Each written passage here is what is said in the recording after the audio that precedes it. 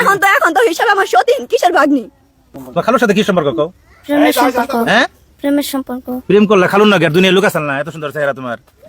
মানে খালু এবং ভাগ্নির প্রেম না, না এটা বৈধ সম্পর্ক কোনটা? খালুরে কি করবা?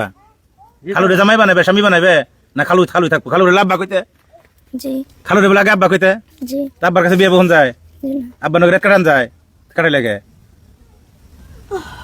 তোমার আমি মাস্ক পরিয়ে বক্তব্য নিয়ে বেরোতেছিলাম, তোমার খালাই নিতে দিল না, মাস্ক তোমার কাছে ছুটিয়ে নিল। কারণ তোমার খালার কথা হইলো যে আমার সংসার যখন আমার বাগ্নি নষ্ট করছে, তাহলে তো আমার বাগ্নির সেফ রেখে কোনো ডাকার সুযোগ নেই। মানে এই চেহারার একটা ওয়াইফ রাইখে, বৈধ ওয়াইফ রাইখে ও গেছে 15 বছর 14 বছরের একটা প্রেমের মেয়ের সাথে লঙ্গলীলা করবার, মানে তার সাথে আকামি করছে সোজা হিসাব। গত 15 তারিখে গেছি ওদের বাড়িতে, যাওয়ার পরে ও আর ও দুজনে বসে থাকে। আমি গেলে পরে কই কি, আন্টি তুমি ডিস্টার্ব, আম্মু তুমি ডিস্টার্ব, তুমি এ জায়গায় আইসো না। আম্মু বলে, আর এর বলে আব্বু। তো এই বঞ্জি বলছে যে আন্টি আম্মু আমি তোমার এরকম কোনোদিন করবো না যে তোমার সংসার নষ্ট হবো, আমি তোমার আঙ্কেলের সাথে আমার কোনো সম্পর্ক নাই।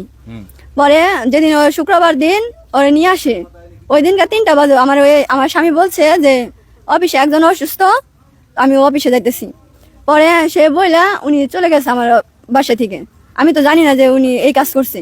এরকম ভাবে নষ্ট না হয়, এরকম ভাবে যেন আর কোনো সংসার না ভাঙে, বুঝছেন?